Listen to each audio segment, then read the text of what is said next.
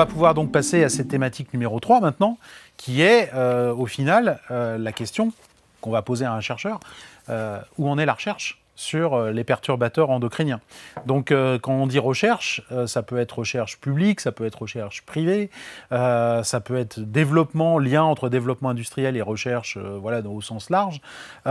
Quelles sont les avancées scientifiques qui permettent de détecter, de caractériser, d'identifier finalement la manière dont les perturbateurs endocriniens vont agir sur l'organisme? Alors justement, c'est très intéressant au niveau de recherche, parce que c'est vrai que l'idée de comprendre les perturbateurs endocriniens et pouvoir en fait protéger les citoyens, ça va être de comprendre les mécanismes d'action de ces substances. Et pour comprendre ces mécanismes d'action, il faut des méthodes, il faut des tests. On appelle ça des tests en fait. Et ces tests, en fait, c'est l'un des objectifs du projet Oberon, c'est de les développer. Donc en fait, ça va être des tests en laboratoire, expérimentaux. Donc on parle de tests in vitro, c'est-à-dire ça va être des tests sur des cellules, par exemple. Donc ça peut être des cellules du foie, des cellules du pancréas, des cellules du tissu adipeux. Et on va développer en fait une méthode, un test, pour pouvoir tester ces molécules et voir un petit peu l'effet qu'ils vont avoir. Est-ce qu'on utilise des animaux aussi? Alors, on essaye de moins en moins d'utiliser les animaux, hein.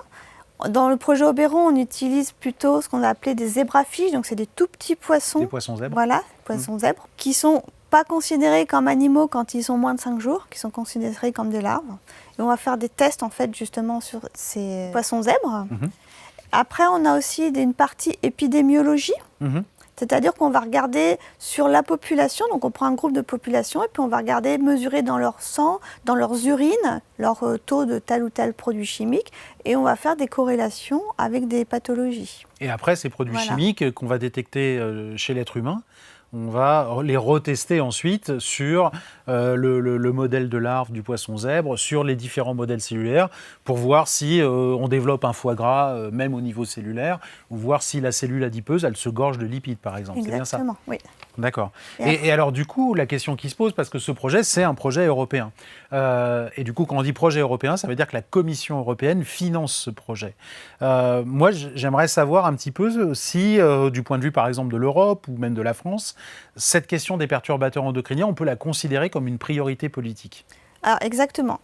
En France, il y a une stratégie qui s'appelle Stratégie nationale des perturbateurs endocriniens, qui va justement viser à promouvoir la recherche pour développer ces tests et pour avoir une meilleure expertise. Et qui dit meilleure expertise permettra en fait d'avoir une protection des citoyens. D'accord. Donc au niveau Europe, il y a plusieurs initiatives différentes pour pouvoir développer en fait des méthodes, des tests pour identifier ces perturbateurs endocriniens.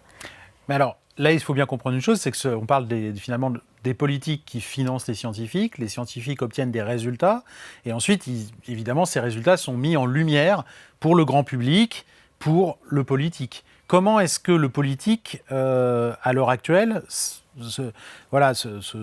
capture la question, capture ces résultats, et comment est-ce que lui va décider, parce qu'il faut bien faire la différence entre le scientifique et le décideur politique, comment est-ce que lui va décider de dire ce perturbateur endocrinien produit par telle ou telle industrie, on l'interdit du jour au lendemain? Alors, il y a plusieurs niveaux. Il y a le niveau des tests dont on a parlé. On a dit qu'on développait un test, mais il ne suffit pas juste de le développer. Il faut que ce test il soit validé, réglementé, et ça, c'est fait par l'OECD, donc c'est l'Organisation de coopération de développement économique nationale. Donc ça, c'est un point. Après, il y a les différentes analyses aussi qui doivent être toujours validées. Et ça prend combien de temps en général? C'est très long. C'est très long. Très long. Ça peut prendre une dizaine d'années. Après, il faut savoir aussi qu'il y a une réglementation qui existe. Alors, ce n'est pas pour les perturbateurs endocriniens, c'est pour les substances chimiques. Oui. Ça s'appelle le CLP. Voilà. C'est pour la classification, l'étiquetage et les emballages. Et cette classification, en fait, l'Europe s'est rendue compte qu'elle n'était pas à jour pour les perturbateurs endocriniens. Et il y a eu une consultation publique qui s'est ouverte l'année dernière en 2021. Et la Commission européenne devrait justement cet été, donc en été 2022, sortir une proposition législative pour les perturbateurs endocriniens. Donc ce que tu nous dis, il y a quand même un élément qui est vraiment très très important, c'est le fait d'arriver pour un scientifique à faire valider un test au niveau réglementaire. Parce qu'effectivement, c'est au niveau souvent de la réglementation que va se jouer une vraie pression sur le politique pour qu'il prenne la décision ou non de continuer à autoriser telle ou telle substance ou la faire retirer du marché.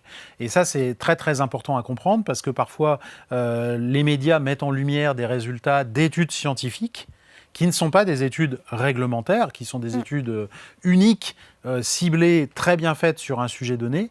Et parfois, lorsque ces résultats arrivent au niveau médiatique, le grand public qui reçoit ces résultats ne comprend pas pourquoi la substance n'est pas interdite du jour au lendemain du fait des résultats de l'étude. Il faut comprendre que la science, effectivement, c'est voilà, quelque chose qui se construit sur le long terme et il faut une grande répétabilité des résultats pour pouvoir être sûr des éléments qu'on avance. Et le cadre réglementaire, qui est un cadre très répété, on refait des tests de manière importante, même si ça paraît long, eh bien c'est un cadre qui garantit, entre guillemets, une certaine sûreté de l'information, alors que le scientifique, quand il mène des études assez uniques, eh bien, il soulève des questions auxquelles peuvent répondre d'autres scientifiques et éventuellement dans le cadre du développement de tests. Quoi. Oui, il faut que ces tests soient faits aussi à différents niveaux, au niveau animaux, au niveau humain, enfin vraiment à différents niveaux, pour pouvoir être catégorisé comme étant par exemple un perturbateur endocrinien qui est avéré. Ouais. Très bien. Je pense qu'en fait, on a fait à peu près le tour de cette thématique numéro 3, où on est la recherche. On voit que voilà, la Commission européenne, c'est une question qui est prioritaire pour elle. Les gouvernements nationaux, du coup, effectivement, financent cette recherche-là aussi. On n'a pas parlé, par contre, je vous ai mentionné beaucoup de types de recherche, il y a aussi tout ce qui est computationnel. Oui. Voilà. Les tests, en fait, on peut les faire sur ordinateur actuellement. Donc, on parle beaucoup d'intelligence artificielle actuellement. Et effectivement, on peut utiliser toutes les données qui existent, parce qu'il y a vraiment énormément de données scientifiques qui existent maintenant, qui ont été produites par différents chercheurs. Et l'idée de l'intelligence artificielle, ça va être de combiner toutes ces informations, de créer des modèles pour prédire, justement, et prédire l'impact que pourra avoir une petite molécule chimique. Et du coup, ça peut permettre de mettre une priorité sur une substance chimique. Et justement, après, d'aller revoir les laboratoires vraiment expérimentaux. Donc tous ces éléments que tu nous as apportés sur le positionnement de la recherche nationale et surtout européenne et ce questionnement par rapport aux perturbateurs endocriniens, on voit donc que les institutions et au final les politiques portent cette question et pour eux c'est en quelque sorte une priorité. Reste après à voir comment cette priorité va être concrétisée dans les faits. Donc on voit bien qu'en fait cette problématique, c'est une problématique à la fois nationale pour les institutions comme l'INSERM, l'Université Paris-Cité. On voit également que, voilà, au travers du financement d'Oberon et de leur grand ensemble Rion, on a une prise en compte par l'Union européenne. Cette prise en compte, certes, elle appartient au présent, évidemment au passé, mais elle appartient aussi au futur, puisque l'Union européenne finance prochainement un grand projet européen qui porte sur le développement de tests réglementaires de la caractérisation de l'exposome qu'on appelle PARC, qui va être financé pendant 7 ans avec des millions d'euros qui vont financer cette recherche. Donc on voit que c'est quelque chose vraiment qui est prioritaire pour l'Union européenne. Et je sais que tu y participes, moi j'y participe et j'espère qu'on pourra effectivement vous rapporter un certain nombre de résultats prochainement sur ce nouveau projet qui est mis en place, ainsi que d'autres auxquels on sera amené à participer.